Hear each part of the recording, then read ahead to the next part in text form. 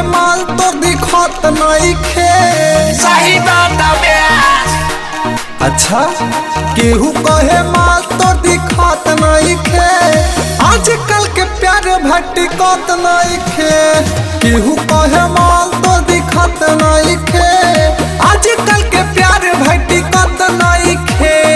आजकल के प्यार भटकत नइखे।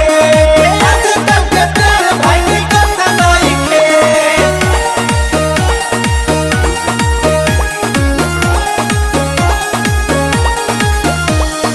आज प्यार हमारा से कल के हुआ और से समझो न पौलो भाई लाइकी के गौर से। समझे न पौलो भाई लाइकी के गौर से। समझे न पौलो भाई लाइकी के गौर से।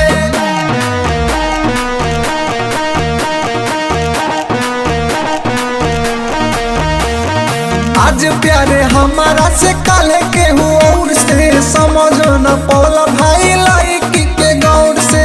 समझे न पौलो भाई लाइकी के गौर से। समझे न पौलो भाई लाइकी के गौर से। दिलवा के दर्द मिटत नइखे। दिलवा के दर्द मिटत नइखे। आजकल के प्यार भटकत नइखे। केहू कहे माल तोर दिखत नइखे। आजकल के प्यार भटकत नइखे।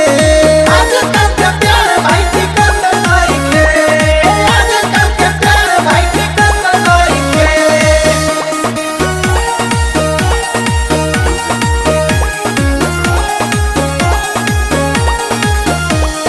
सोनू के छोड़ देली देखी के गरीबी के।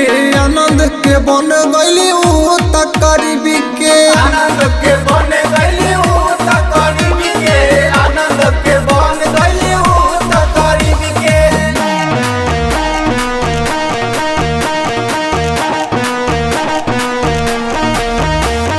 सोनू के छोड़ देली देखी के गरीबी के। आनंद के बन गईली ऊ त गरीबी के। आनंद के बन गइली ऊ त गरीबी के। आनंद के बन गइली ऊ त गरीबी के। प्यार पैसा से बिके केहू सीखत नइखे। प्यार पैसा से बिके केहू सीखत नइखे। आजकल के प्यार भटकत नइखे। केहू कहे माल तोर दिखत नइखे। आजकल के प्यार भटकत नइखे।